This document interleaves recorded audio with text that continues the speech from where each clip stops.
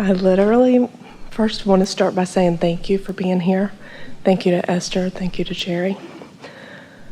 I literally just had to manifest being in the hot seat.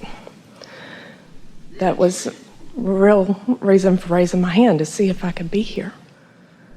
I know that sounds crazy. Oh, we meant that other person over there. I'm literally shaking right now because I can't believe you chose me. Or now, maybe I can believe it. There you go. There you go. It's a good thing. You're helping us say something that really matters, and that is when you hold an intention and you focus upon it in whatever way you do until you isolate and identify the vibration of it, and you accomplish a consistency in that vibration enough that then the further thoughts turn to the things that are evidence of the thought. That's the way you come not only to understand the laws of the universe, but to trust them, and even more than that, to trust yourself. Because just listening to us, here is this woman, she sounds so confident, she never misses a beat, words just stream so easily, there's consistency in the message, but still, she could just be really smart. And so, you don't really know for sure what you're getting here. It could just be another opinion that somebody else with a lot of confidence is delivering to you. Come this way, come this way, come this way. But if something that you hear resonates, and you affirm it with your own awareness of the resonance that you feel, and then you apply some of it deliberately, and then you feel an impulse, even an impulse like wanting to be in the hot seat or about raising your hand in order to be, and you get what it was you wanted, then you have some evidence of the way the laws of the universe work. You find evidence of your own alignment, and that's really what we wish for all of you, is that you look for and find evidence of your alignment.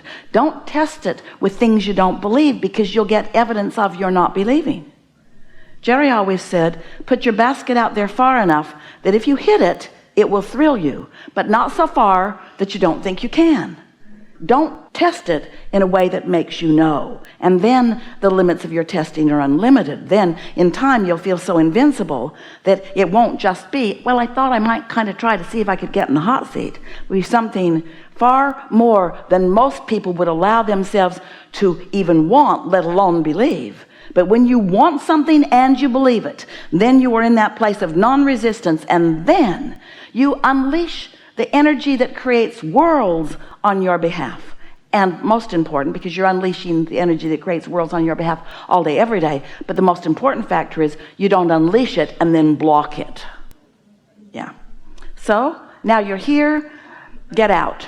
I do have a question for you. Oh, really? I do feel... Did you just think it up? Well, kind of. It's along my power of manifesting. I feel like I'm a very strong manifester. I can manifest little things easily, like getting into the hot seat. I would just try to see if I could do it.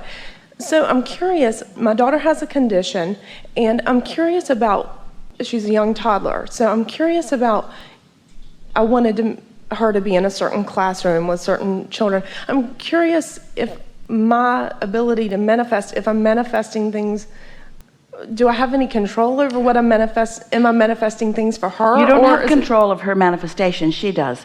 But you certainly can influence. In other words, that's what uplifting is.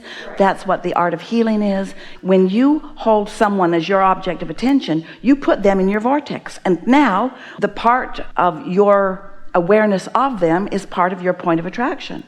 Esther has a dear, dear, dear, dear friend who she met 30 years ago, who is a counselor, a psychotherapist. She has all kinds of credentials behind her name. She's been uplifting and helping people for decades. And as she began listening to Abraham, she began applying some of the processes that she had learned from us in assisting people in finding vibrations that could serve them better. And one of them that she particularly took to was a process that we called scripting, where you hold something or someone as your object of attention, and you focus on the story the way you know they would like it to be. You just sort of write the story the way you want it to be. And so Jerry and Esther's friend began doing that with some of her clients. and with her own children. Her son, magnificent carpenter, finished carpenter, makes beautiful furniture and cabinets, expensive ones, but he was not well employed, self-employed, but not much business coming his way. And so his mother focused upon the beauty of his work, the sincerity of his effort, the sensational results of his talent, and the easy flow of clients into his experience.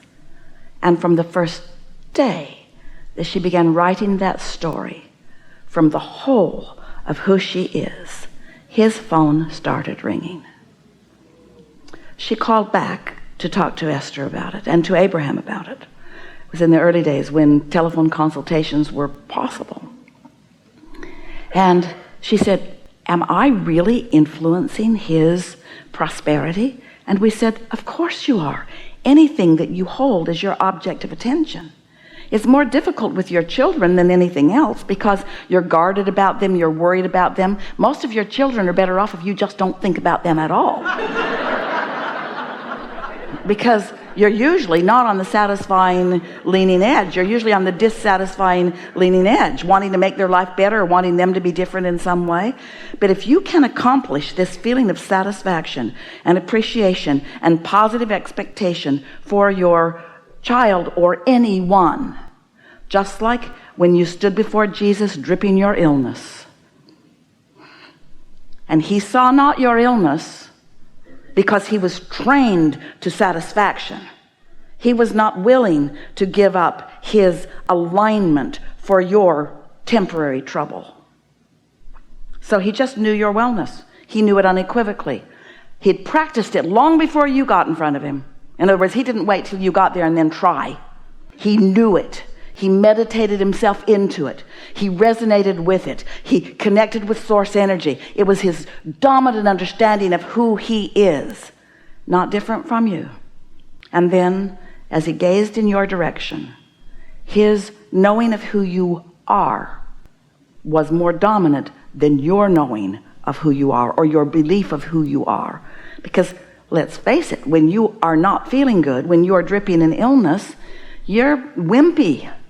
You're guarded. You're usually mad at yourself. You're usually pretty defensive. You're usually looking for the reason that this bad thing has happened to you. But he just knew, and he knew it so strong that in his knowing, somehow, he controlled the vibrational frequency around you for a little bit, and then he said, go forth and tell no one. If you go home and start talking about this, you will talk yourself out of this influence.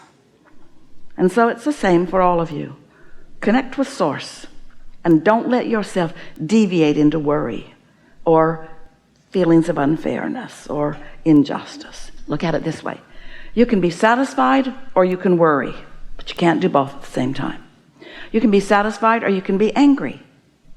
Just for a little while, pretend that you can be satisfied or something that doesn't feel good. Satisfied or something that doesn't feel good. But you can't do both. So make a choice.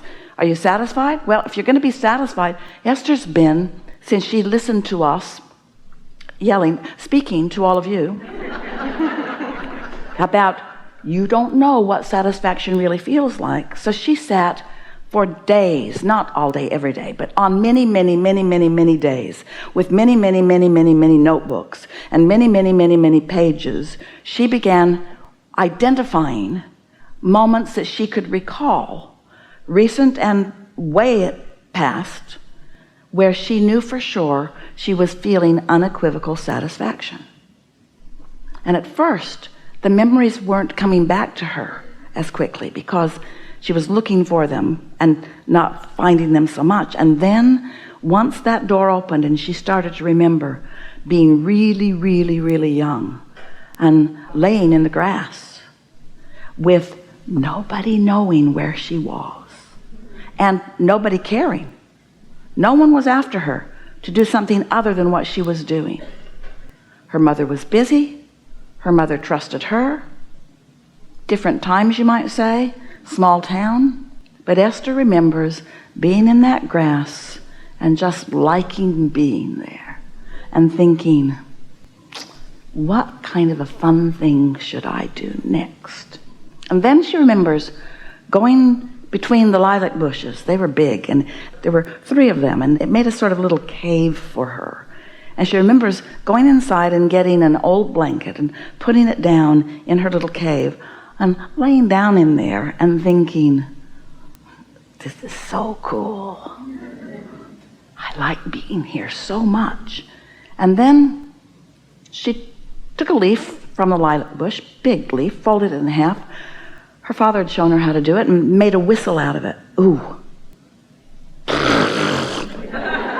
But she knew it would whistle because she'd heard somebody whistle with it. So she took a lot of leaves off of that lilac bush that day until her mouth made that leaf whistle. Oh, it was so satisfying when that leaf whistled. She still remembers. She carried leaves to school to whistle to people. But she remembers the feeling of satisfaction, the feeling of satisfaction. So she did what we asked. She reached for it, discovered it, isolated it, focused upon it long enough that then more thoughts about satisfaction began coming into her experience. So she practiced the feeling of satisfaction. That's what we're asking you to do. Because you underestimate the importance of your point of attraction, and it doesn't matter what thought, past, present, or future, you're using to tune your vibration to non-resistance. But when you tune your vibration to non-resistance, in the absence of resistance, that momentum increases until it's not long before you begin to feel invincible. Before you're not just reaching for things that you think are easy to accomplish. You said the little things. It's that everything feels possible to you. Esther told someone the other day, they said, what do you do? And she said, I'm a pointer. They said, what do you mean? She said, I just point at things I want and they come to me. They said, really? And then they said, really? And Esther said, really? And they said, really? And then they said, really? And Esther said, yeah. It works for me most of the time. Most of the time. If I point at something that I believe, it comes right away. And if I point at something I don't believe, I can feel that I don't believe it.